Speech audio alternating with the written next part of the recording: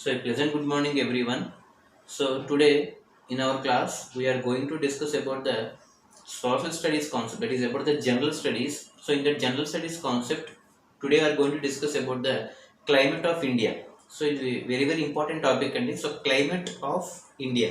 So దీన్ని మనం తెలుగులో శీతోష్ణ స్థితి అంటామండి. శీతోష్ణ స్థితి అంటే ఒక దేశం యొక్క క్లైమేటిక్ కండిషన్స్, అంటే అక్కడ అది ఏ విధంగా temperature, humidity, rainfall, precipitation, pressure, so ఇవన్నీ ఎలా చేంజ్ అవుతాయి, సో వాటి చుట్టూ ఉన్నటువంటి వాటర్ బాడీస్ ఏ విధంగా ఎఫెక్ట్ చూపిస్తాయి.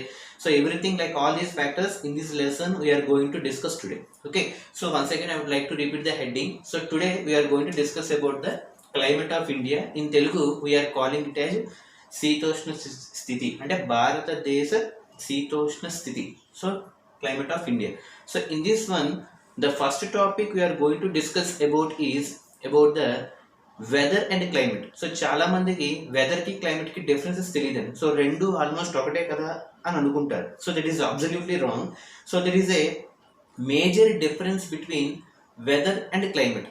అవి ఏంటి అనేది చూద్దాం. So the first concept in this lesson is about the we have to know the basic differences between weather and climate. We have to differentiate that one. So before going to enter that topic, we have to know some fundamentals. So అవి ఏంటి అంటే మనకి temperature, pressure, wind, humidity and precipitation. So ఈ 5 factors ఒకసారి చూద్దాండి. So first one T stands for temperature and pressure, atmospheric pressure and okay, temperature, pressure and precipitation. Precipitation is nothing but natural form of rainfall. So temperature, pressure, precipitation. W stands for wind, and the last one, fifth one, humidity. Okay, so temperature, pressure, precipitation, wind and humidity. So వీటిని మనం atmospheric variables అంటాం. So you have to remember the point. So these 5 factors are called as the atmospheric variables. Variables అంటే ఎప్పుడు కూడా కాన్స్టెంట్గా ఉండవు, అలా vary అవుతూ ఉంటాయి. So from one place to other place these 5 factors are going to be varied. So what are those 5 factors means temperature, pressure, precipitation, wind and humidity. So we're calling these 5 factors are as atmospheric variables. So atmospheric variables we're calling. So వీటిని ఒకానొక ప్లేస్లో, ఒకానొక ప్రదేశంలో, ఒకానొక టైంలో ఇండివిజువల్గా calculate చేస్తే okay, so the state of atmospheric variable అంటే వీటి యొక్క స్థితి, స్టేట్ అంటే స్థితి. The state of atmospheric variables such as temperature, pressure, precipitation, wind and humidity that are calculated over a particular area. ఒకనొక ఏరియాలో, ఒకనొక టైంలో, ఒకనొక ప్రదేశంలో the state of atmospheric variables like temperature, pressure, precipitation, wind and humidity మనం calculate చేస్తే that report is called as the weather report. We are calling that one as weather. Okay, got it or not? So ఈ weather తెలుసుకునే ముందు you have to understand the term called atmospheric variables. And what are the examples for atmospheric variables means temperature, pressure, precipitation, wind and humidity. Now we can define the weather as just now I told you. Weather is defined as, weather మనం ఎలా define చేస్తాం అంటే వీటి యొక్క state ఎలా ఉంది అంటే the state of atmospheric variables such as temperature, pressure, precipitation, wind and humidity that are calculated for a given area for a given period of time. అంటే ఇండివిజువల్గా ఇచ్చిన ప్రదేశంలో ఒక్కొక్క ఏరియాకి ఎంతెంత అట్మాస్ఫిరిక్ వేరియబుల్స్ ఉన్నాయి, వాటి యొక్క స్టేట్ ఎలా ఉంది అని చెప్పి ఓవరాల్గా ఒక రిపోర్ట్ ఇస్తే దాన్ని వెదర్ అంటాం. So you can say that weather is an individual phenomena, అంటే ఏ ఏరియాకి ఆ ఏరియాకి వెదర్ మారిపోతూ ఉంటుంది. What it or not. So ఇక్కడ ఉన్నటువంటి వెదర్ ఇంకో ప్రదేశంలో ఉండదు. ఎందుకు ఉండట్లేదంటే because of these atmospheric variables. Variables అన్నాం కాబట్టి అది కాన్స్టెంట్గా ఉండదు, అవునా కదా. That report is called as the weather. Now we have to enter in to the climate. మరి క్లైమేట్ అంటే ఏంటి? So what is the major difference between weather and climate? Now I'm saying the definition of climate. So climate is nothing but the average of all the weather conditions. ఇప్పుడు for example మనం ఒక వెదర్ని ఇండివిజువల్గా చేస్తామని చెప్తాం. అంటే ఈ ప్రదేశంలో ఇంత వెదర్ ఉంది, ఆ పక్క ప్రదేశంలో అంత వెదర్ ఉంది, ఇంకో ప్రదేశంలో ఇంకొక వెదర్ ఉంది అని చెప్పి ఇలా ఏవైతే ఇండివిజువల్గా వెదర్ రిపోర్ట్స్ తీసుకున్నామో, ఫర్ ఎగ్జాంపుల్ ప్లేస్ 1లో W1 is the first weather report, ఇంకో ప్లేస్ 2 సెలెక్ట్ చేసుకున్నాను, అక్కడ W2 is the weather report, place 3 select చేసుకున్నాను, అక్కడ W3 is the weather report. అలాగా ఇండివిజువల్గా చేసినటువంటి వెదర్ రిపోర్ట్స్ ఏవైతే ఉన్నాయో వీటి యొక్క యావరేజ్ని మనం క్లైమేట్ అంటాం. Got it or not? So that is the basic difference between weather and climate. So climate can be defined as the average of all the weather conditions. అంటే వీటి యొక్క ఏ ప్లేసెస్లో అయితే ఎన్ని ప్లేసెస్ అయితే తీసుకున్నామో అన్ని ప్లేసెస్లో ఉన్నటువంటి వెదర్ రిపోర్ట్స్ ఈ యొక్క యావరేజ్.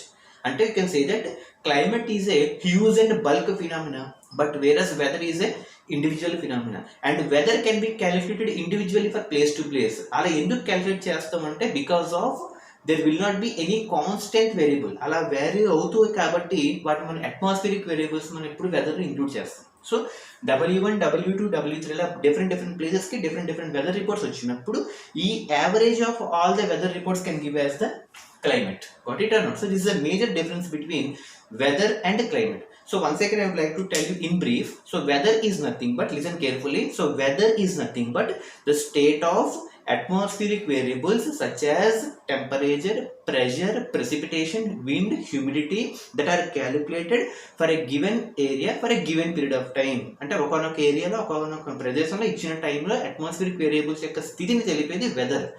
అలా కాకుండా క్లైమేట్ అంటే climate is nothing but average of all the weather reports. అంటే వెదర్ రిపోర్ట్స్ సేకరించినటువంటి ఒక average.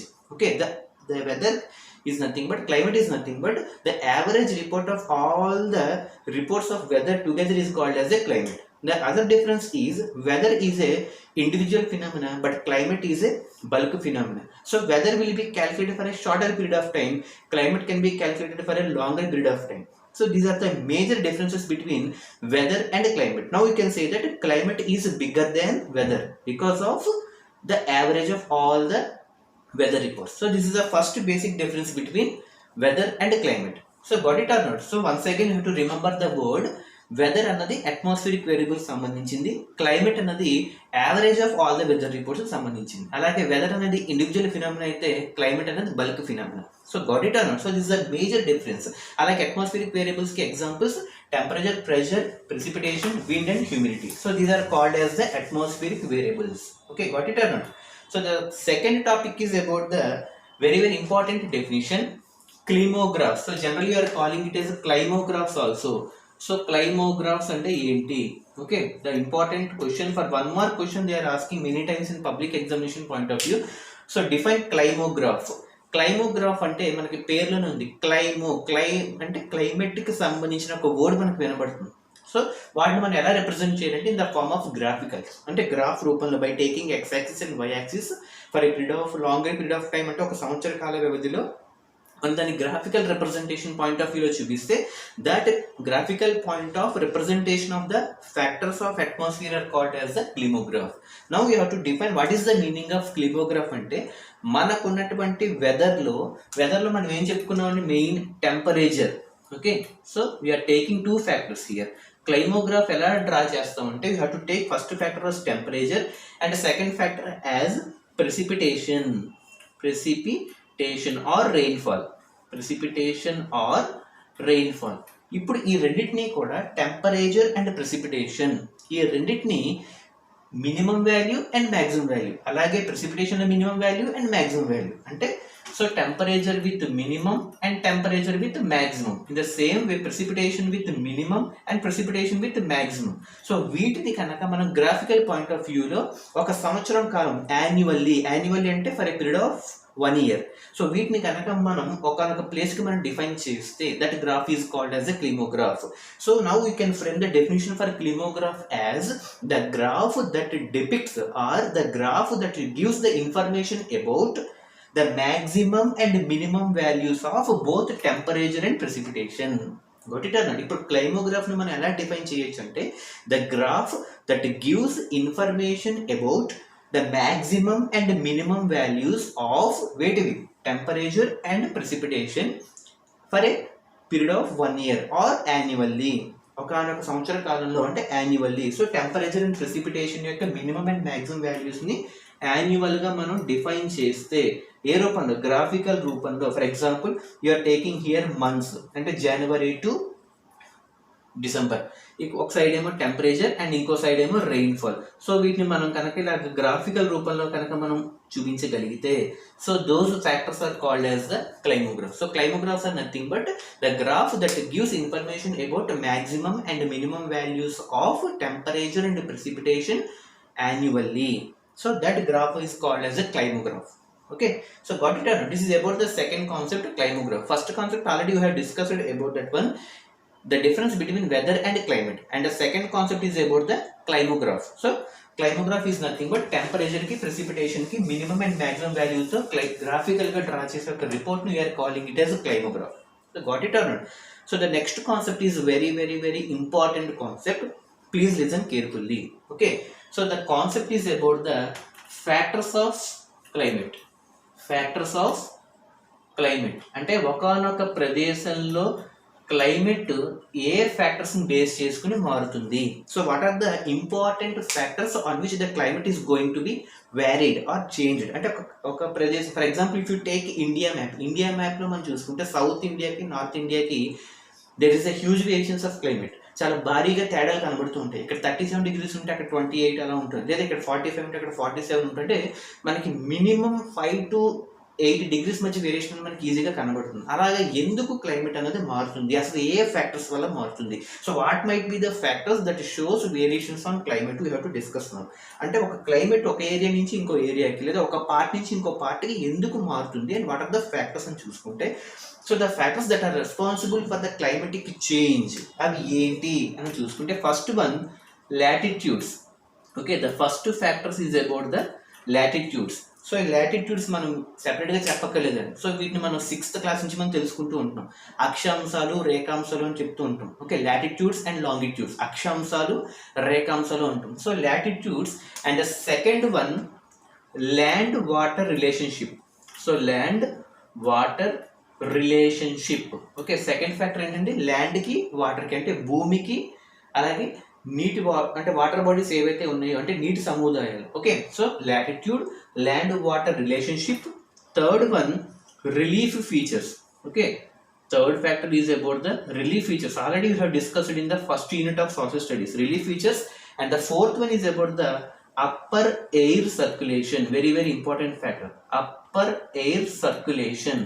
So these are the 4 important factors. So what are the 4 important factors means, the first one latitude, second one land water relationship, third one relief features. Relief features అంటే మనకి high level land ఉంటాయి, medium level land ఉంటాయి, లో level land ఉంటాయి. అంటే ఒక్కొక్క level of ల్యాండ్కి ఒక్కొక్క టెంపరేచర్ ఉంటుంది. So that comes under relief features. Okay, and fourth one upper air circulation.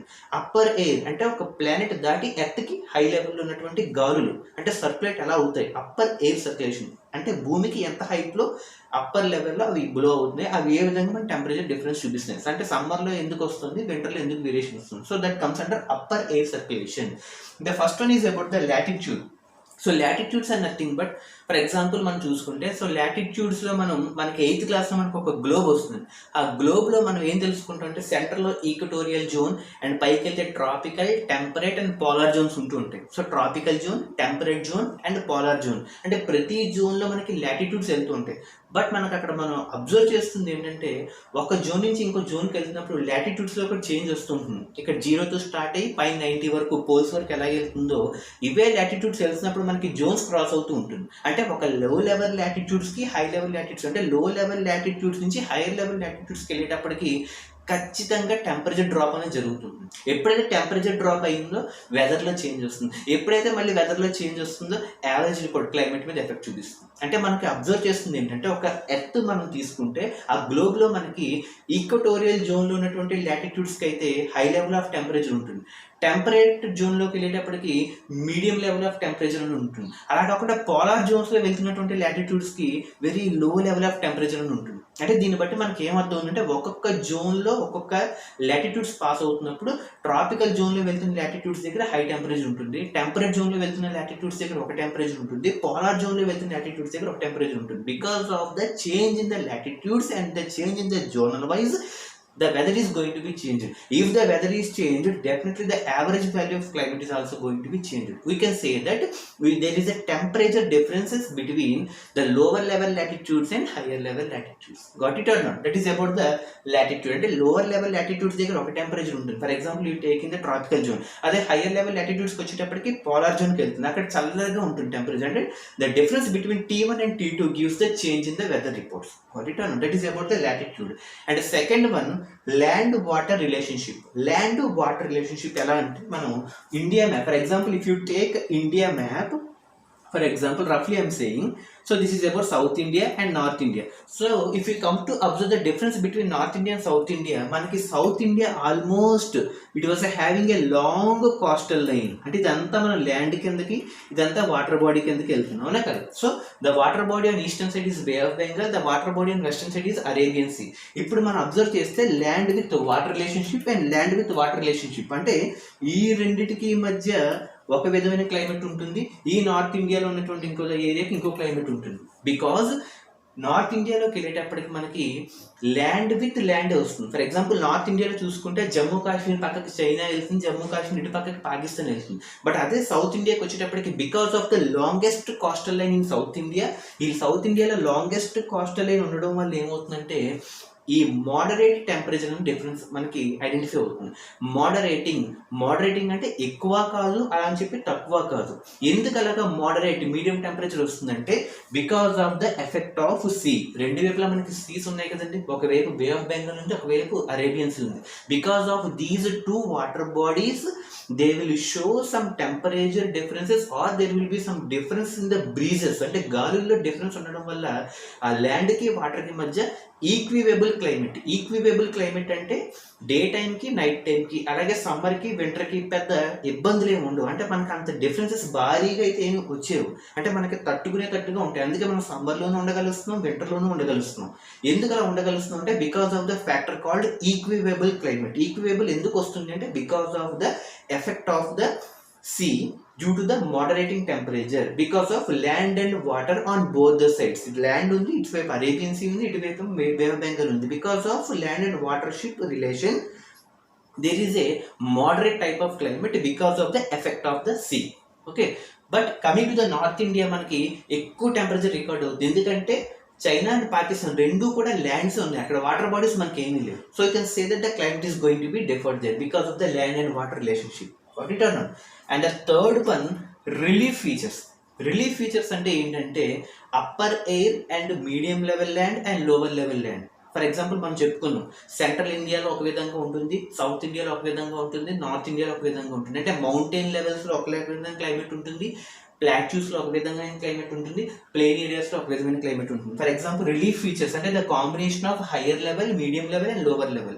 Relief features అంటే for example high level lands mountains తీసుకున్నాం, మీడియం లెవెల్ ల్యాండ్స్ ప్లాట్యూస్ తీసుకున్నాం, లోవర్ లెవెల్ ల్యాండ్స్ ప్లేన్స్ తీసుకున్నాం. So ఇక్కడ ఉన్నటువంటి temperature ఇక్కడ ఉండదు, ఇక్కడ ఉన్నటువంటి టెంపరేచర్ అక్కడ ఉండదు. అంటే because of the change in the relief features the temperature or the climate is going to be changed because of change in the relief features like mountains, plateaus and plains. There is a slight difference between each of the landform. Got it or not? And the last one is about the upper air circulation. ఈ upper air circulation కి ఒక separate phenomena ఉంది. ఈ upper air circulation means we have to take the entire earth upper గా blow అయ్యే airs. అంటే for example if you consider this one as the earth, ఈ upper air circulation ఈ గాలులు ఎక్కడ వేస్తాయంటే ఏ భూమికి 12 కిలోమీటర్స్ హైట్లో. ఓకే, 12 కిలోమీటర్స్ అంటే 12,000 metres.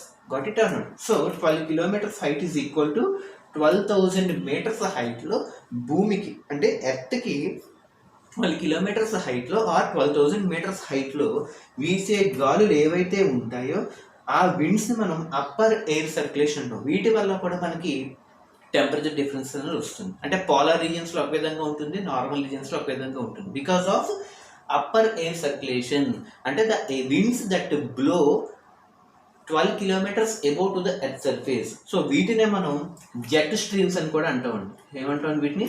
Jet streams. So jet streams are nothing but the winds that blow 12 kilometers above to the earth surface or the winds that blow 12,000 meters above the earth surface are called as the jet streams. ఈ jet streams ఎందుకంటే పేర్లు వచ్చిందంటే jet అంటే వాటికి speed అనేది ఉంటుందండి. జెట్కి ఎంతైతే speed ఉంటుందో ఈ జెట్ స్ట్రీమ్స్ కూడా 2 types ఆఫ్ స్పీడ్ ఉంటుంది. అంటే సమ్మర్లో ఒక విధమైన స్పీడ్తో వెళ్తాయి, వింటర్లో ఒక విధమైన స్పీడ్తో వెళ్తాయి. Again there will be change in the depending upon the season. So these jet streams are having different velocities depending upon the seasons. ఈ జెట్ స్ట్రీమ్స్ ఎంత హైట్లో వెళ్తాయంటే 12 కిలోమీటర్స్ ఆర్ 12,000 మీటర్స్ హైట్లో ఎర్త్కి బ్లో అవుతాయి. సో వాటిని మనం అప్పర్ ఎయిర్ సర్క్యులేషన్స్ అంటాం. ఈ upper air సర్క్యులేషన్స్లో మళ్ళీ సమ్మర్లో ఒక స్పీడ్తో వెళ్తాయి, వింటర్లో ఒక స్పీడ్తో వెళ్తాయి. So what about the speed of సమ్మర్లో వచ్చేటప్పటికి 110 కిలోమీటర్ పర్ హవర్తో వెళ్తాయి. So what about the speed of jet streams in summer means 110 kilometre per హవర్తో 12,000 మీటర్స్ పైన వెళ్తూ ఉంటాయి. కమింగ్ టు వింటర్కి వచ్చేటప్పుడు మనం చల్ల గాలులు వచ్చేస్తూ ఉంటాయి. మనం తుఫాన్ అనేది ఏర్పడినప్పుడు, for example recent we faced the Nivar తుఫాన్ and now we are coming to face about the Burevi తుఫాన్. ఇవన్నీ కూడా మనకి చల్ల గాలులు మనం వీసిస్తుంటే మనం తట్టుకోలేము, అవునా కదా. సో అటువంటివన్నీ జెట్ స్ట్రీమ్స్ వింటర్లో 184 కిలోమీటర్స్ పర్ హవర్తో బ్లో అవుతాయి. ఓకే, వింటర్లోకి వచ్చేటప్పటికి 184 కిలోమీటర్ పర్ హవర్, సమ్మర్లోకి వచ్చేటప్పటికి 110 kilometre per hour. So this is about the climatic controlling factors. So this is about the fundamentals of climate. Now we have discussed, up to now we have concentrated on weather and climate, climographs and factors of climate. So in the next class we shall concentrate on global warming, anthropogenic global warming and October heat. Okay, so till then you just concentrate on all these topics. So latitude, land water relationship, relief features and upper air circulation. Okay, so thank you, take care everyone, take care.